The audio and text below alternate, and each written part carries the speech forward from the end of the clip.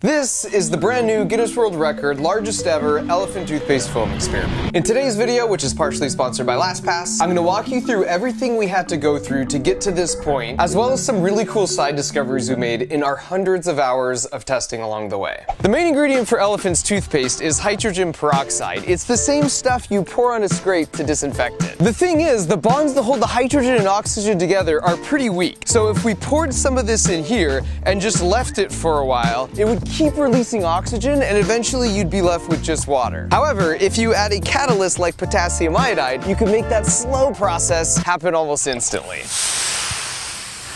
So that's cool, but we can make it way more impressive if we add one key ingredient: soap. So if we pour this in and then do everything else the same, now when the oxygen is released, the soap captures it, creating bubbles and foam. And then finally, if you do all that again, only now you add food coloring and use a flask that tapers like this, you can focus the expansion of foam so it looks maximum awesome.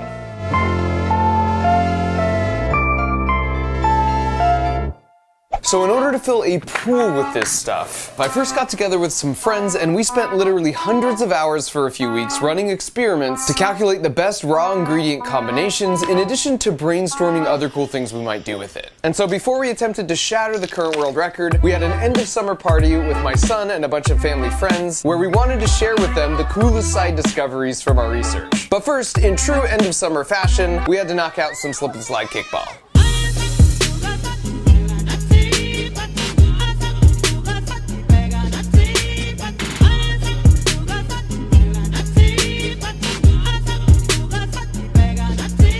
I plan to kick things off by attacking them with an elephant toothpaste gun we made, as revenge for when a bunch of these same kids ambushed me on a recent beach trip and then offered me some cookies, which were just 6 massive cockroaches. And I hate cockroaches.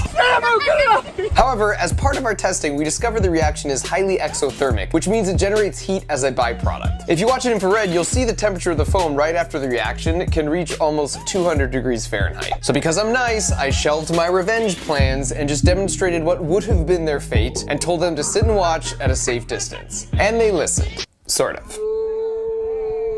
And so now that we had their attention, it was showtime. 3, 2, 1, go!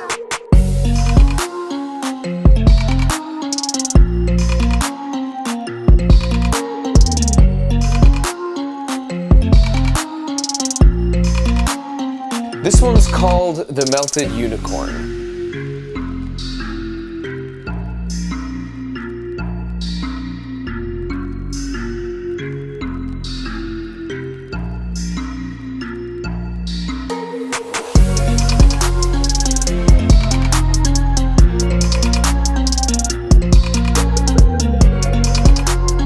You might recognize Bob Flugfelder here, aka Science Bob. He's been on Jimmy Kimmel Live 11 more times than I have, and I invited him out to join me for a very specific reason, which I will address in a bit.